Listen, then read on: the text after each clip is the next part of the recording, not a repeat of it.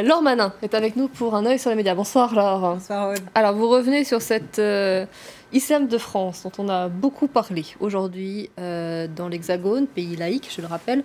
Jean-Pierre Chevènement a fait parler de lui après l'annonce de sa nomination à la tête donc, de la fondation de cet islam de France. Et oui, le Huffington Post revient sur les bourdes qu'il enchaîne. Jean-Pierre Chevènement sur la question, souvenez-vous, il avait déjà évoqué la discrétion dont devaient faire preuve les musulmans. Ça avait fait l'objet d'un hashtag, mais là ça n'a pas manqué. Ce matin, il était l'invité de nos confrères de France Inter et il a eu cette phrase: je connais bien le monde musulman, je suis allé à Alger et au Caire il y a 40-50 ans. Évidemment, il n'en fallait pas plus pour que la twittosphère s'en empare. Le hashtag « Je connais bien le monde musulman » a fleuri et a été repris à de multiples reprises. Salomé Rainbow, par exemple, s'en amuse. Je connais bien le monde musulman. J'étais au Club Med à Djerba. Même tweet du même humour pour Claire Underwood. Je compte en chiffres arabes. Également, je connais bien le monde musulman. J'avais la cassette de 1, 2, 3 Soleil, ce groupe formé par Taha, Khaled et Faudel. C'était dans les années 90. Erwan s'amuse. Je connais bien le monde musulman. Ma grand-mère porte le voile. Et puis, le clou est enfoncé par Homer. Je connais bien le monde musulman. J'ai vu OSS 117. OSS 117, l'espion à la française incarné par Jean Dujardin au cinéma. Dans le premier opus, OSS 117, Le Caire, ni d'espion. Il revenait donc justement sur cette question du monde musulman. Je vous propose un court extrait.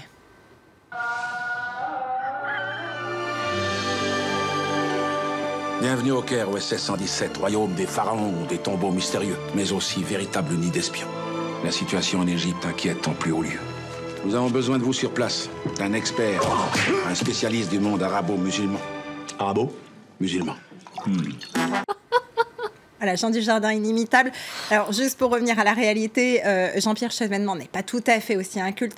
En fait, la phrase a été tronquée de son contexte. La fin de la phrase, c'est « Je connais bien le monde musulman. Je suis allée au Caire et à Alger il y a 40 ou 50 ans. La plupart des femmes ne portaient pas le voile, mais il y a une tendance de fond qui correspond à la montée du fondamentalisme religieux. » C'est ce que reprend en tout cas dans son intégralité Big Brother. Néanmoins, il y a une deuxième phrase qui n'a pas plu. À Saint-Denis, il y a 135 nationalité, nous dit BuzzFeed, qui cite Jean-Pierre Chevènement. Il y en a une qui a quasiment disparu, sous-entendu la nationalité française. Évidemment, ça ne plaît pas du tout, mais alors, aux élus, non seulement aux élus de Saint-Denis, évidemment, également aux habitants.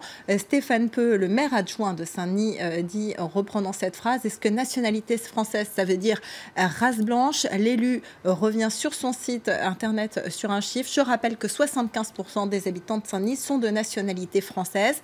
Plusieurs autres élus à ses côtés, comme Stéphane Troussel également, Mathieu Hanotin, appellent sur le site change.org à faire une pétition, à signer la pétition contre la nomination de Chevènement à la tête de la Fondation pour l'Islam de France. Parlons de la Colombie à présent, avec cet accord de paix entre les FARC et le gouvernement, un accord de paix absolument historique qui est entré en vigueur ce matin à minuit. Exactement. Alors évidemment, l'affaire fait la presse, les gros titres de la presse dans le monde entier. El País titre dessus: les FARC annoncent le cessez-le-feu définitif. Juan Manuel Santos, le président colombien, tweet sur le sujet. Ce 29 août commence une nouvelle histoire pour la Colombie. Les fusils se sont tus. La guerre avec les FARC est finie. Les FARC, eux aussi, en parlent sur leur compte Twitter. A new era, une nouvelle ère en Colombie commence aujourd'hui.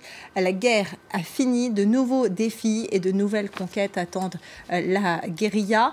Pourtant, les Colombiens donc, reviennent sur l'événement avec un certain humour et une certaine curiosité et interrogation. Angela Robledo, par exemple, tweet ceci. Est-ce que tu es nerveux à propos de cette histoire de paix? Oui, c'est ma première fois. Effectivement, il faut souligner que ça fait 52 ans que le conflit a commencé avec les FARC. C'était en 1964. C'était au début une insurrection paysanne. Alors évidemment, ces questions qui arrivent avec cette nouvelle ère se multiplient sur Internet. Néanmoins, Ricky, le caricaturiste, rappelle que c'est à prendre avec un certain recul.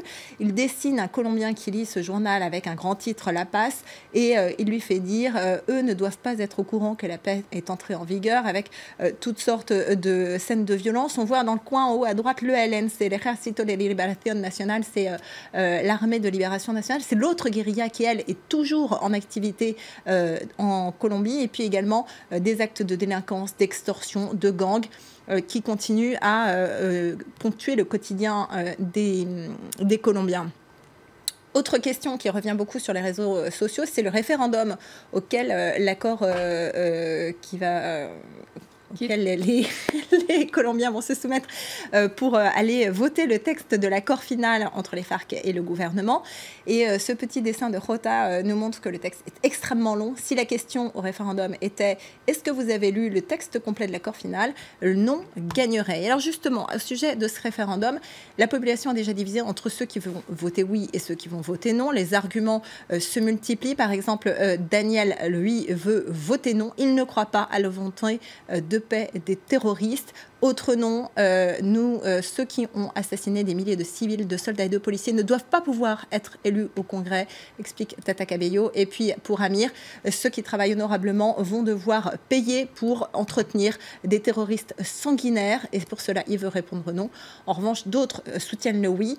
Pour un habitant de Bogota, du nord de la ville, ça peut paraître indigne que les chefs guerrilleros n'aillent pas en prison, puissent même être élus au Congrès. Pour un habitant de Bojaya, ces considérations sont insignifiantes face à la tranquillité de savoir que le peuple ne va pas être massacré. Bojaya, c'est une ville qui a été le théâtre d'un massacre en 2002, des civils qui avaient trouvé refuge dans une église avaient été massacrés par les FARC qui avaient jeté une bombe à l'intérieur de l'église.